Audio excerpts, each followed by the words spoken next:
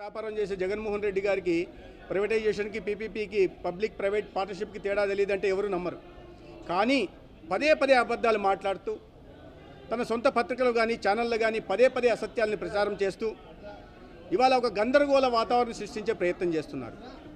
ప్రజల్లో దాని పట్ల స్పందన లేకపోయేసరికి విద్యార్థుల్లో వాస్తవాలు తెలుసుకొని వాళ్ళ నిర్బంధంగా వారు చేస్తున్న అసత్య ప్రచారాలని తిప్పికొడుతున్న నేపథ్యంలో ఇవాళ హైకోర్టుకి వెళ్ళి పిటిషన్ వేసి ఆ పిటిషన్ తరపున వాదించిన న్యాయవాది ఎవరు? వైఎస్ఆర్సీపీ ఆస్థాన న్యాయవాది. కానీ చాలా స్పష్టంగా హైకోర్టు నిన్న వ్యాఖ్యానించింది.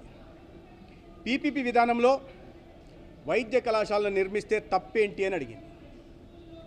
అదే సమయంలో అడ్మినిస్ట్రేటివ్ శాంక్షన్ ఇచ్చాము ఇన్ని వేల కోట్లు కానీ మాట్లాడితే, అవగాహన రాజ్యంతో మాట్లాడితే చాలా గట్టిగా హైకోర్టు చెప్పింది. అడ్మినిస్ట్రేటివ్ శాంక్షన్ ఏముంది, దేనికైనా ఇవ్వచ్చు, ఎన్ని వేల కోట్లకైనా ఇవ్వచ్చు, కానీ నిధులు విడుదల చేశారా లేదా అన్నదే ప్రశ్న.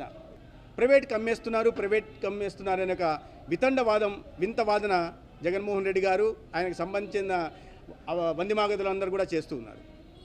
ఇవాళ మేము అనేక సందర్భాల్లో అడిగాం, రండి దీని మీద బహిరంగ చర్చకు రండి, అసెంబ్లీకి రండి మాట్లాడదామంటే జగన్మోహన్ రెడ్డి రాకుండా ముఖం చాటేశారు.